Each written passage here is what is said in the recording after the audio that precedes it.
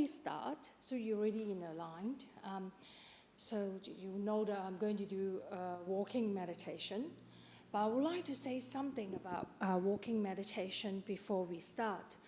Did every one of you aware of what is walking meditation or how to do it? Anyone never heard of, don't know anything about it? Put up your hand, you don't know anything about it. Okay, that's good.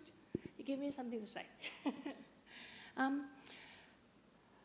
It is walking meditation. Please don't look down on it. It is part of the practice.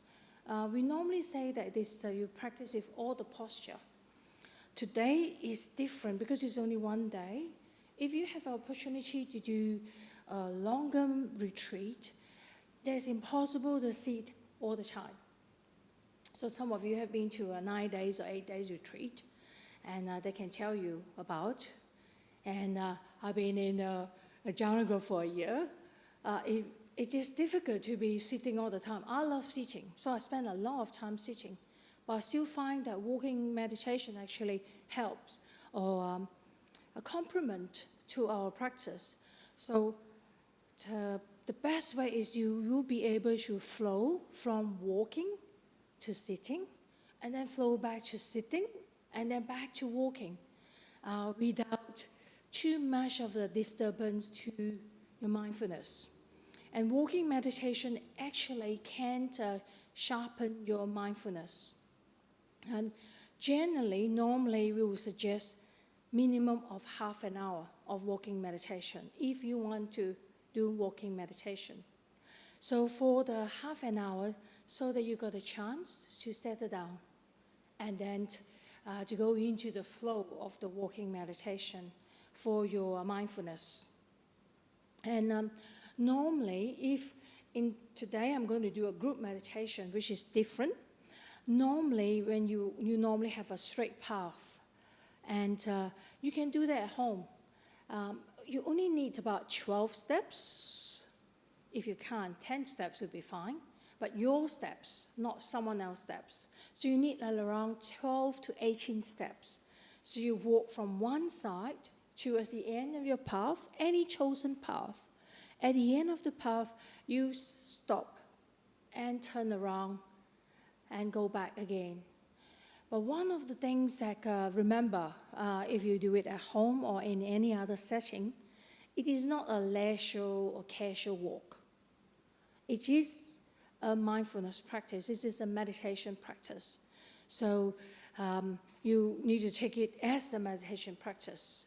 So if you go for a walk, heard someone saying that I'm doing my walking meditation when I go for a walk around. But you're not mindful of your mind is not going in. So which is you can't call it a walking meditation. You can say that you go for a walk, but you're mindful of your walking, but it's not a walking meditation. Another few things that I would like to say is the benefits. Normally you can see that most of the retreats, walking meditation normally is straight after dana. And you can understand why it is, because most of the time after the dana, after eating, all our blood goes to our stomach for digestion. So we are not as alert as during the other time. So one of the things that you can replace it so that you still continue to practice, you can still continue to sharpen your mind, is to do walking meditation. And you also will notice that it is a great way for your posture. Well, I have definitely noticed it as someone who have back problems, because walking actually is better for your back. And I even read and know that some of the 𝐸𝑚 Ajahn in Thailand or some other tradition as well, they can walk up to 15 hours a day. So instead of sitting, they spend all their time walking. So you can develop that if you find that sitting, couldn't get the benefits out of it, or your mind is everywhere. I can share a story. When I was as a young nun, one of the days in the monastery, one of the days that I felt really agitated about something, which I can't remember what is it now. But I remember that walking back to my 𝐸𝐶𝐸, and I was full of this irritation and agitation. One of the things I did is I started walking on the walking path. Those of you been to visit the monastery, whether Bodhiana, Dharmasara, or any other monastery, you notice that there's a walking path outside the 𝐸𝐶𝐸. And I just started walking. I must say, it's not quite normal walking meditation. I was almost running because I was agitated. But I just keep on walking. That is a actually very skillful way to, when you are in a not so calm emotion or mind, it's a way to calm yourself down. So I remember that I walked quite a while. I took 2 hours.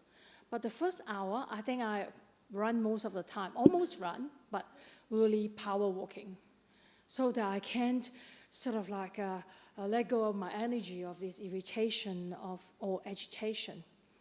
And then after that, I could notice my steps become slower, and my mind can go from all the story about my agitation and why this, all the story, but come back to just focus on the walking meditation.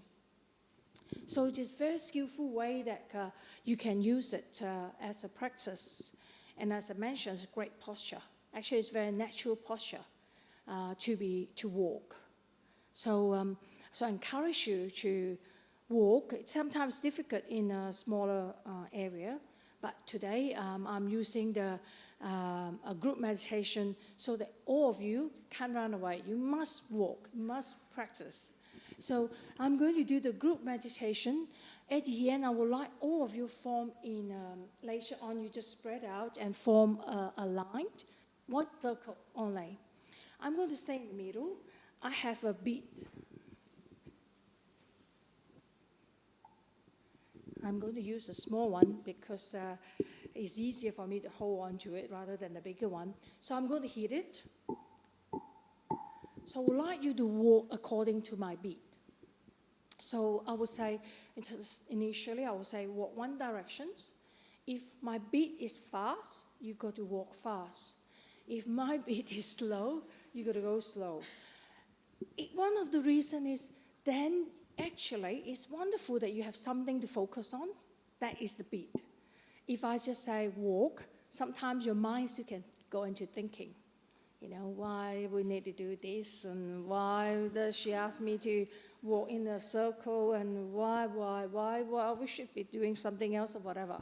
So rather than get your mind be wander off somewhere else, you have something to focus on. So it's a great way to focus your mind, to concentrate your mind. And it's a practice as well. And so let's try how is it. And I encourage you to open to I don't know, many of you probably haven't done it before, except Leha. I did that in my last meditation day, actually a last weekend retreat as well.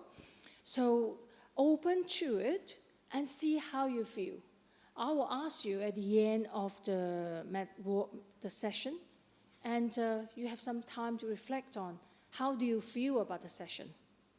But at the moment, just join in, open to the practice, and see what do you gain, or whether you like it or don't like it. It doesn't matter. You don't need to do it next